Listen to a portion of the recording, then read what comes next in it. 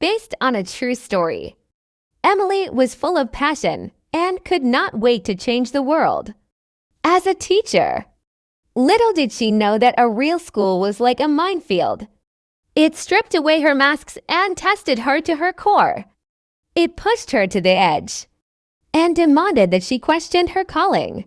Feeling defeated and exhausted, she finally found that the best way to fight those battles was to be on her knees.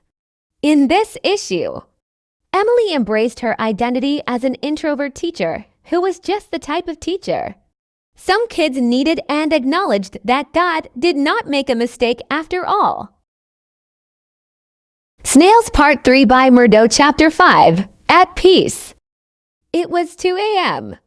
and Emily woke up in cold sweat. She could no longer sleep. Sighing inwardly, she reluctantly got on her knees. She desperately needed wisdom. One by one, the names of her students came to her. She wept for them one by one.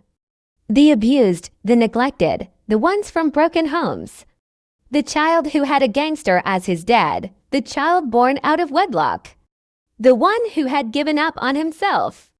The one who had no money to eat a simple meal. The one who had 7 other siblings all depending on him. The one who was repeatedly whipped for pea-sized mistakes. The one who was always talking at the top of his lungs because his parents always shouted. The one whose grandmother trashed his self-esteem every single hour. The one whose father was a drug addict. The one who never knew his parents' names. The list seemed unending. She suddenly realized they were like snails. She should stop pushing them. With all their baggage, they were already trying their very best. They were moving at their fastest pace. They were actually not wicked children. They were just the forgotten ones. Slow is not a bad word after all. They were showing her more innocence and beauty in 2 months than she had seen in her entire lifetime.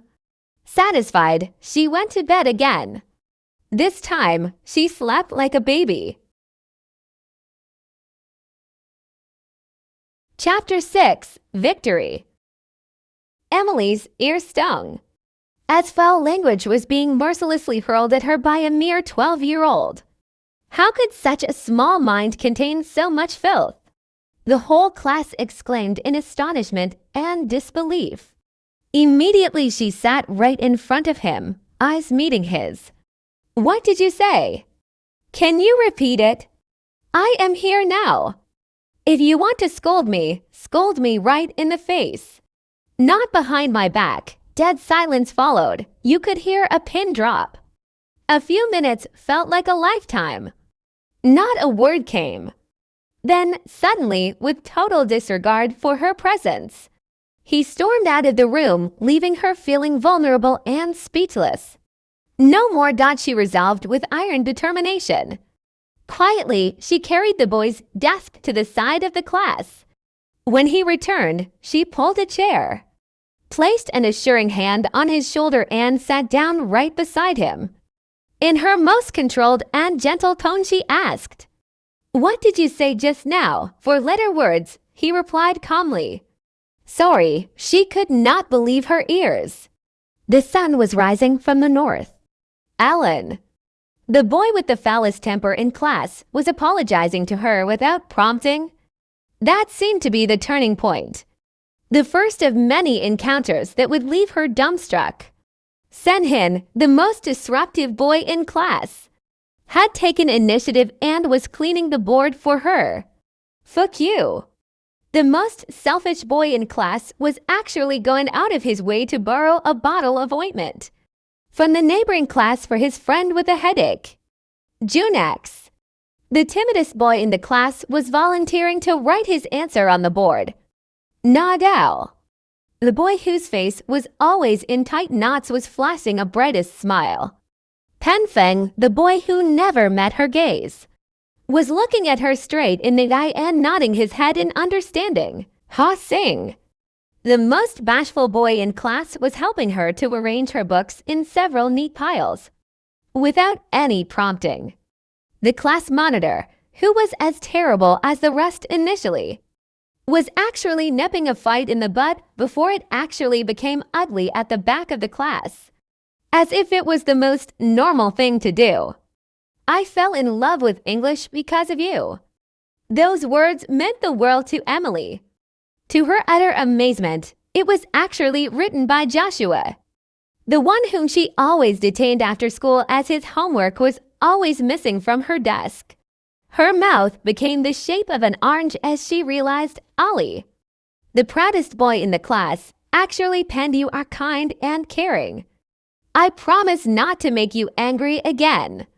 Another mind-boggling message came in bright pink paper with tentative strokes. "I love you." It was signed by Halim, the boy whom she reprimanded every single day for his misbehavior. She finally realized that she should throw her action plan out of the window. Her initial plan was to be the strictest teacher in school. No nonsense. Just work, work, and more work. Never smile. Never be nice.